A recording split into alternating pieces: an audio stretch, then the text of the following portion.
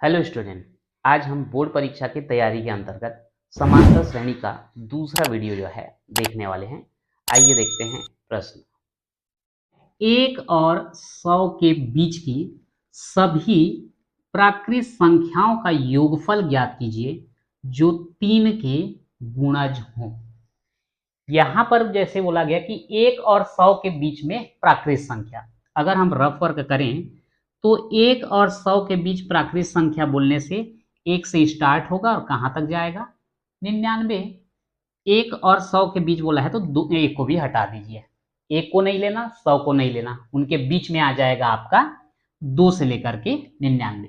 लेकिन यहां पर एक शर्त है कि 3 का गुणज होना चाहिए। तो 3 का गुणज में कौन सा आएगा 3, इसके बाद आएगा 6, उसके बाद आएगा 9 और लास्ट में कितना मिलेगा 99। तो यहां पर हम लिख सकते हैं 1 से 100 के बीच प्राकृत संख्या जो 3 के गुणज हो, क्या होगा 3, 6, 9 और ऐसे करते लास्ट कितना आएगा 99। और इसको अगर हम देखें 3 के बाद 6, इन दोनों के बीच में 3 का डिफरेंस, 6 के बाद 9, इनके बीच में 3 का डिफरेंस, यानी कि ये किसमें आएंगे समांतर श्रेणी में होंगे। अब यहां पर जो है ये आपका श्रेणी मिल गया जिसका योगफल आपको ज्ञात करना है। तो यहां पर हमको प्रथम पद कितना मिलेगा, प्रथम पद a बराबर हो जाएगा 3, सार्वंतर d बराबर हो जाएगा 6 में 3 घटा दो, 6 ऋण 3 बराबर 3 और अंतिम पद l बराबर हो जाएगा 99। अब यहां पर ध्यान देंगे प्रथम पद कितना हो गया 3, सार्वंतर d कितना हो गया 3, अंतिम पद l बराबर 99। अब अंतिम पद l के लिए सूत्र होता है a plus n minus 1 into D equal क्या 99। a का मान रख देंगे यहां से 3, n माइनस 1 इंटू डी का मान कितना रख देंगे 3 बराबर कितना हो गया 99। यहां पर ये 3 धन 3 का इन दोनों से गुणा करेंगे तो आएगा 3n ऋण 3 बराबर 99। यहां पर +3 और -3 घटाएंगे तो 0, तो हम डायरेक्ट उसको कैंसिल कर देते हैं।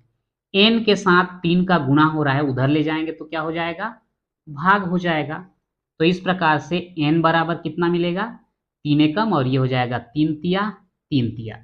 तो यहां पर पदों की संख्या n बराबर क्या मिला 33, यानी कि आपका 1 और 100 के बीच में जो 3 के गुणज हैं वो कितने पद हैं 33 पद हैं।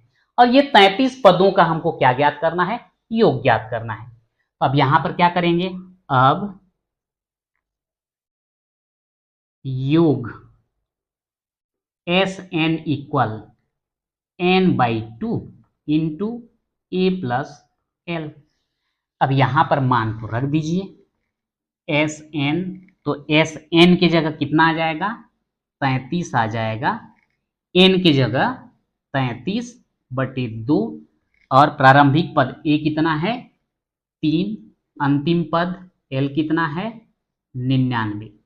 तो ये हो जाता है आपका 33/2 गुणित, दोनों को जोड़ दो तो ये कितना आएगा 102/1, कटा देते हैं 2 एकम 2, 2 पंचे 10 और 2 एकम 2, तो ये आ गया आपका 33 गुणित 51।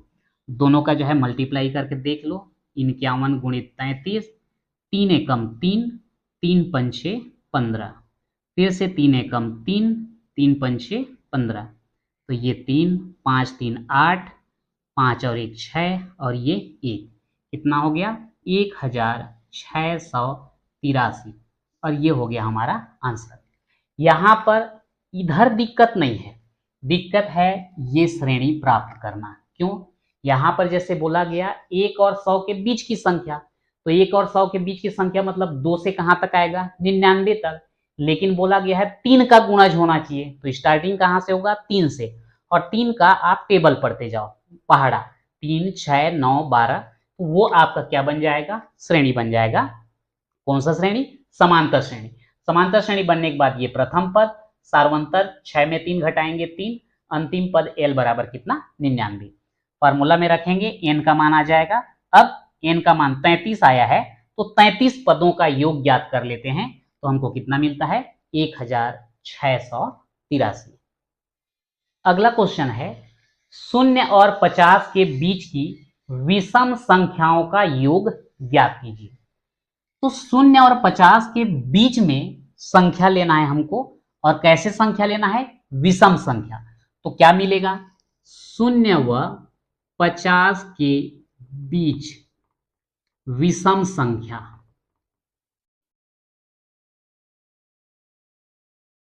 1, 3, 5, 7 और लास्ट में कितना आ जाएगा, 49। ध्यान रखना 0 और 50 के बीच बोला गया है, 0 नहीं लेना है, 50 लेना है नहीं है, ऐसे ही नहीं ले पाओगे क्योंकि विषम संख्या बोला गया है। तो शुरुआत कहां से होता है, 1 से, अगला विषम संख्या 3, फिर 5, फिर 7, ऐसे करते करते कहां तक, 49। अब यहां पर देखें, इन दोनों के बीच में कितने का डिफरेंस है, 2, इन दोनों के बीच में 2, यानी कि यह कौन सा श्रेणी है, समांतर श्रेणी में होंगे।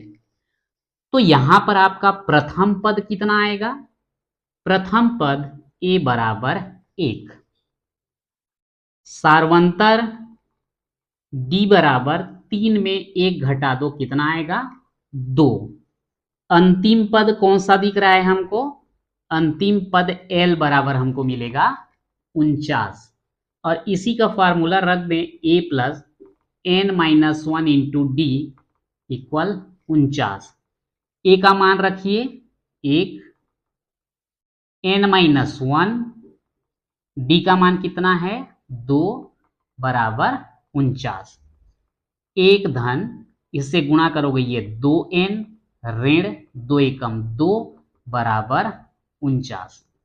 अब यहां पर देखो, ये तो 2n ठीक है, ये धन 1 और ऋण 2, दोनों का चिन्ह अलग है, घटाना पड़ेगा। 2 में 1 घटाएंगे 1, बड़े वाले का चिन्ह ऋण है तो ये भी ऋण, बराबर कितना, 49।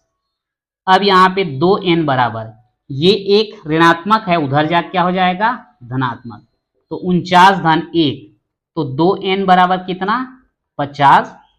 n के साथ 2 का गुणा हो रहा है, तो उधर जा क्या हो जाएगा, भाग हो जाएगा, और n बराबर 2 से इसको भाग दोगे तो कितना आएगा, 25। यानी कि 1 और 49 मतलब 0 और 50 के बीच में कितने विषम संख्या हैं, 25, और ये 25 पदों का हमको क्या ज्ञात करना है, योग। तो योग Sn बराबर n/2 into a plus l।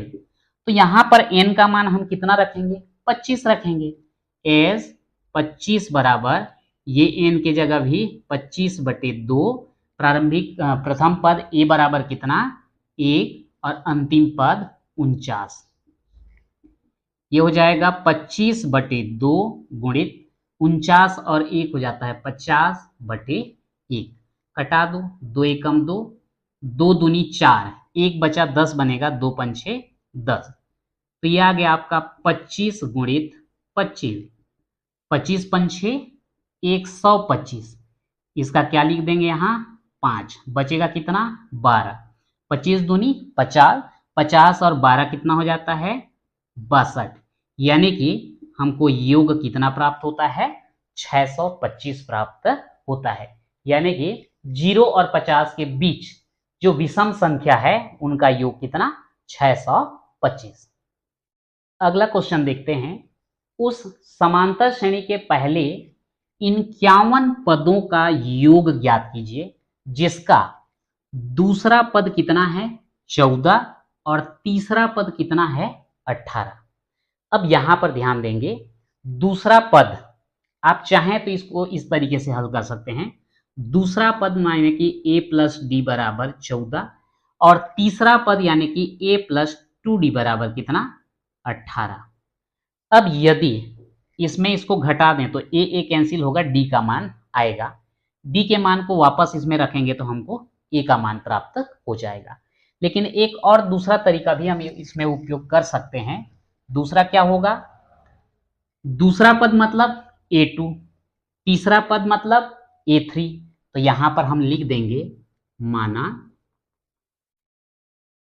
a2 बराबर कितना 14, a3 बराबर कितना 18। तो सार्वंतर d बराबर क्या होगा a3 माइनस a2। अब a3 माइनस a2 मतलब 18 ऋण 14। तो 18 में 14 घटाएंगे तो कितना आएगा 4। तो हमको सार्वंतर कितना मिला d। अब ये जो सार्वंतर प्राप्त हुआ है, तीसरे पद में दूसरे पद को घटाए हैं तो मिला है। तो ऐसा भी तो कर सकते थे कि आप दूसरा पद में पहले पद को घटा दो, तब भी सार्वंतर d आना चाहिए। मैं इसको थोड़ा सा उल्टा लिख रहा हूं, d बराबर a2 माइनस a1 भी तो होना चाहिए। तीसरे में दूसरे को घटाओ तो भी आता है सार्वंतर, दूसरे में पहले को घटाओ फिर भी क्या आता है सार्वंतर। तो ये सार्वंतर d हमको कितना मिल चुका है 4, a2 कितना है 14। तो a1 अब आपको ज्ञात हो जाएगा, a1 माइनस है लेफ्ट हैंड ले आओ, प्लस हो जाएगा, 4 उधर ले जाओ। तो इस प्रकार से a1 बराबर कितना मिल गया 10। अब ध्यान देंगे, आपका प्रथम पद क्या मिला, प्रथम पद a बराबर, a1 को हम a भी लिख सकते हैं, प्रथम पद a बराबर 10 और सार्वंतर d बराबर कितना मिला 4। प्रथम पद पता चल गया, सार्वंतर पता चल गया। अब क्या बोला गया है कि 51 पदों का योग ज्ञात कीजिए। तो पदों की संख्या n बराबर कितना 51।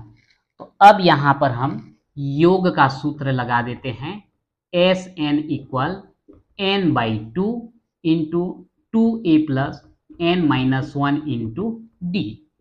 अब यहां पर 51 पदों का योग ज्ञात करना है, तो यहां पर लिखेंगे एस 51 बराबर n के जगह भी 51 बटे 2 और 2a का मान कितना है भाई यहां पर 10 है, धन n का मान कितना 51 ऋण 1 और d का मान कितना है, d का मान है 4।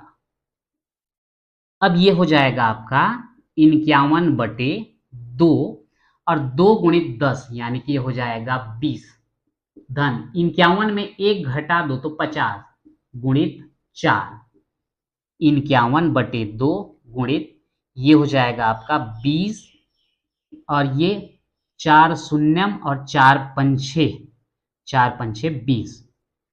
ये आ गया आपका 51 बटे 2 गुणित 200 और 20 को जोड़ेंगे तो क्या आएगा 220, कटा दो 2 एकम 2 एकम 2 एकम 2 शून्यम। तो इस प्रकार से 51 गुणित 110, 110 का गुणा करेंगे मतलब हम 11 का गुणा कर देते हैं, तो 11 एकम 11 का 1 हासिल 1, 11 पंचे 55 और 1 56 और यहाँ पे 0 है इसलिए यहाँ पे 0।